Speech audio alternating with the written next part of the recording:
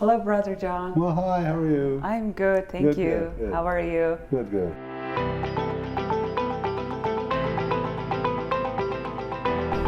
Yeah, thank you so much for taking the time to interact with us today. Well, it's good to have you here today. Yeah, thank you. We at Humber College are really excited that you are community partner for one of our social innovation projects. And we just kind of wanted to know a little bit more about your role in the organization and why St. Francis Table decided to partner with Humber. Well, I think St. Francis Table Restaurant for the Poor, we just marked our 35th anniversary this past Christmas Day. And over the years, we're presently in the St. Clair Centre where the clinic will be established. The restaurant has been ongoing.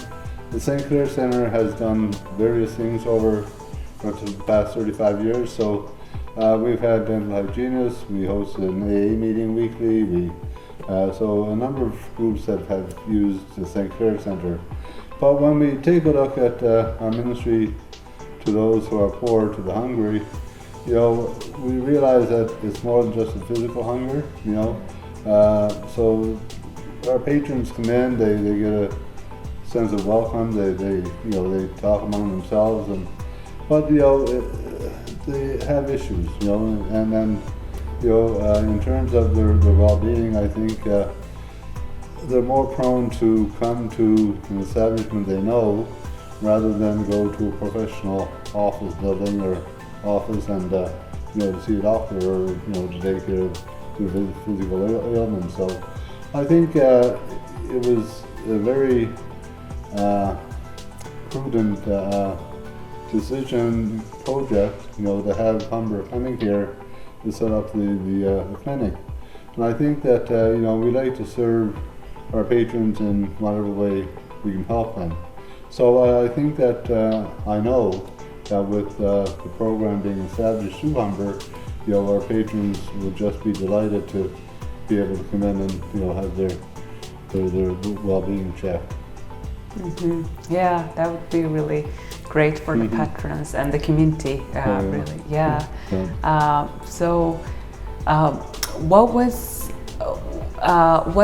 What made the organization specifically want to partner with Humber for this project? Well, I think as I said, the St. Clair Centre here has had various uses, and I think that this is probably the best use. Dental hygienists and other groups with specific concerns.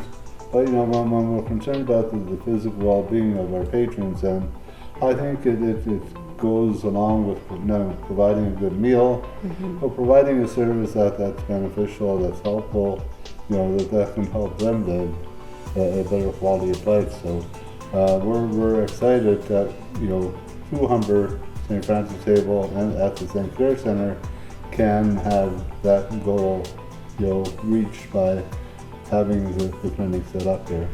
Yeah, that would be really great.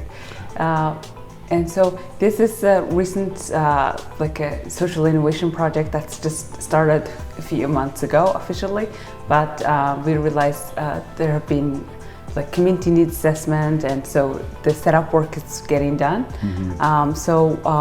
What do you hope will be the impact of this project? Well, I think based on the students' presence here for their 12 weeks and their leader, I think the impact will be a better quality of life. We're in the Parkdale section of Toronto, which is not always a healthy community to live in. But I think by helping our patrons be better, to live better lives, it can only extend into the community in helping Parkdale, be that much more better as well. Yes, for sure. And so we call this kind of project social innovation projects because they bestow direct impact on the community through innovative ways and new and innovative ways. So for you personally, what does social innovation mean to you? Well, I think when we take a look at healthcare, we speak of holistic lifestyle, a holistic state of being, and I think that providing physical food is one thing, providing a sense of camaraderie and fellowship is something else, but I think the most important thing we can offer is a better quality of life.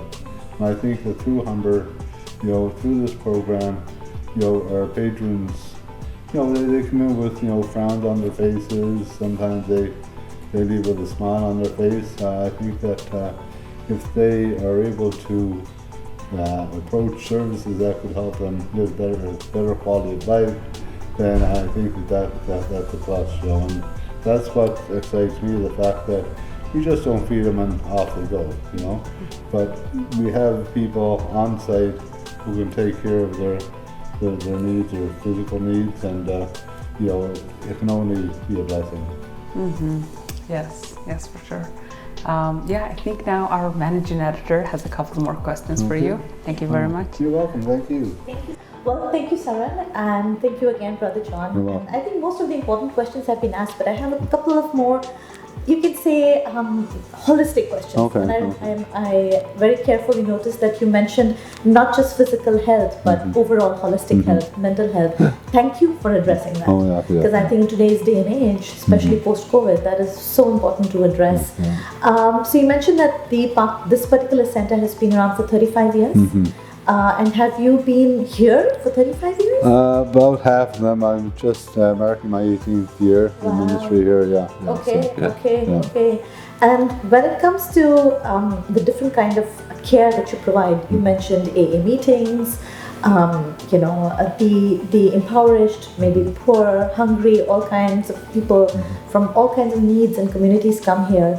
Have you particularly noticed any one or two individuals whose life has been really impacted, by coming here? Have you been in personal touch with anyone? Can you share a story? Okay, yeah. We had, it's amazing. I've been on the door reading and on the desk, accepting their dollar donation. But I was on the door one day and I saw a guy outside, suit on, well dressed, and he just kind of let our patrons. We used to have a longer lineup those days, but he let everybody come through, and then I looked out and I said, he looks like $1 million, right?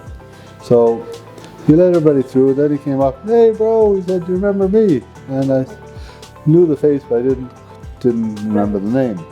So he said, don't I look like $1 million? I said, that was my thinking, right? So he said, I just came back to say thank you to St. Francis Table. And he says, he's been off drugs, he's been off drinking, no longer drinking, and he just came back to say thank you, to St. Francis Table. Without us, he said he would not.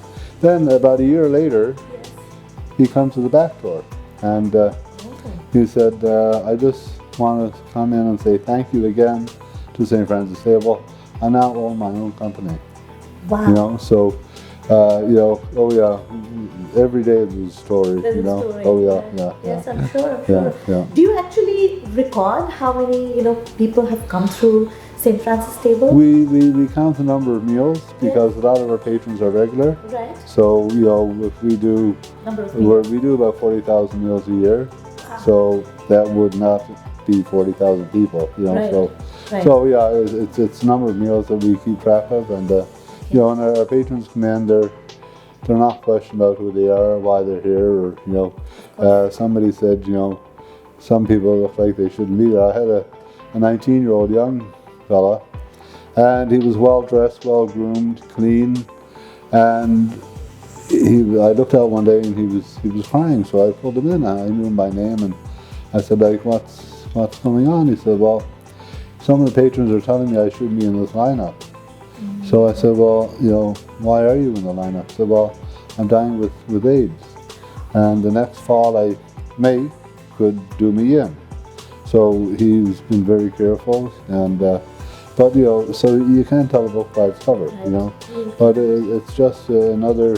So I said, listen, as long as you're in our lineup, you're welcome to be here. So forget what others might be saying to you. So yeah, it's just amazing. Yeah. I mean, thank you for the great work you're doing. Okay. Two more questions. One, have you met some of the students who are part of this project? With Oh yeah. Yes. And what was your interaction? I had to live with them for 12 weeks. How was it? It was very very good. Like Thank you. the students were, concerned, and I think they went beyond their call of duty, with the research, and I think, and then they would help serve in the restaurant, and they would. So they got to know our patrons and the stories, and which is good to see that they're not just here because it's classwork or it's part of the curriculum. They're here because I think their concern is genuine. Yes. It is genuine. Yes, it is. And one last question, which is for our audience, whether it is Humber College or outside of Humber College, how can we help? So what can our students, faculty, staff, any of us, if we want to help, from the smallest thing to something beyond our day-to-day lives, what can we do to help St. Francis and communities like that? Okay. Well, volunteering, we have shifts available, so, if somebody group would like to volunteer one day or a few times, we could do a canned food drive, help our supplies, so, and then there's always fundraising, we have no government funding. We're funded through the generosity of about 1,000 donors throughout Canada, and when you're looking at a $400,000 a year operation, our donors are very generous.